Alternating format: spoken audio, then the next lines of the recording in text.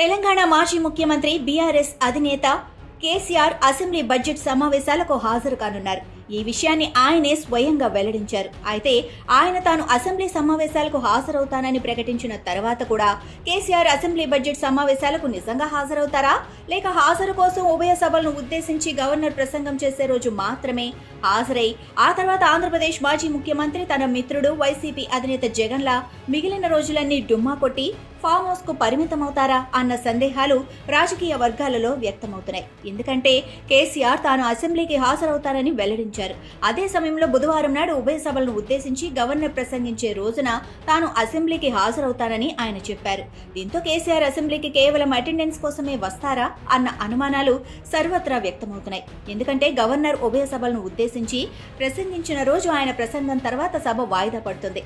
ఆ రోజు సభలో ఇంకా ఎటువంటి కార్యక్రమాలు జరగవు. కాగా ఈ విషయంపై బీఆర్ఎస్ కార్యనిర్వాహక అధ్యక్షుడు కేటీఆర్ వివరణ ఇస్తూ గవర్నర్ ప్రసంగం రోజున మాత్రమే కాదు, ఆ తర్వాత కూడా బడ్జెట్ సమావేశాల సమయంలో ముఖ్యమైన అంశాలపై చర్చ జరిగే రోజుల్లో కేసీఆర్ సభకు హాజరవుతారన్నారు.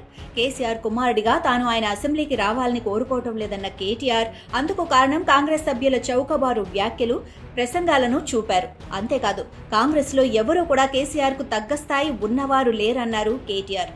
కేసీఆర్ కుమారుడిగా కేటీఆర్ సెంటిమెంట్ ను అర్థం చేసుకోవచ్చు, కానీ అసలు కేసీఆర్ సభలో ఏ మేరకు క్రియాశీలకంగా వ్యవహరిస్తారన్నది చూడాల్సి ఉంది. కేసీఆర్ ప్రతిపక్ష నాయకుడు అయితే ఆ హోదాలో ఆయన ఇంతవరకు సభకు కేవలం ఒక్కసారి మాత్రమే హాజరయ్యారు. ప్రతిపక్ష నాయకుడిగా కేసీఆర్ సభకు హాజరై ప్రజా సమస్యలపై గళమెత్తాలని ముఖ్యమంత్రి రేవంత్ రెడ్డి పదే పదే డిమాండ్ చేస్తున్నారు. అదలా ఉంచితే తెలంగాణ రాజకీయ వర్గాలలో మాత్రం కేసీఆర్ సభకు హాజరు కావడానికి అనర్హత వేటు నుంచి తప్పించుకునేలా హాజరు వేయించుకోవటానికే అన్న చర్చ జరుగుతోంది.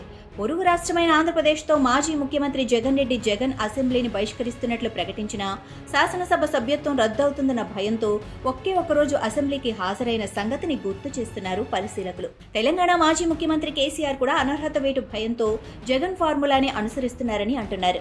అయితే ఇంతవరకు తెలంగాణలో ఏ నాయకుడు కూడా కేసీఆర్ అనర్హత గురించి మాట్లాడిన సందర్భం లేదు. అయినా నిబంధన అనేది అందరికీ ఒకేలా ఉంటుంది. ఏ సభ్యుడైనా వరుసగా 60 రోజుల పాటు అసెంబ్లీకి హాజరైతే ఆ సభ్యుడిపై అనర్హత వేటు పడుతుంది. తెలంగాణ బడ్జెట్ సమావేశాలు బుధవారం అనగా మార్చి 12 నుంచి ప్రారంభమవుతాయి. మార్చి 27 వరకు కొనసాగుతాయి.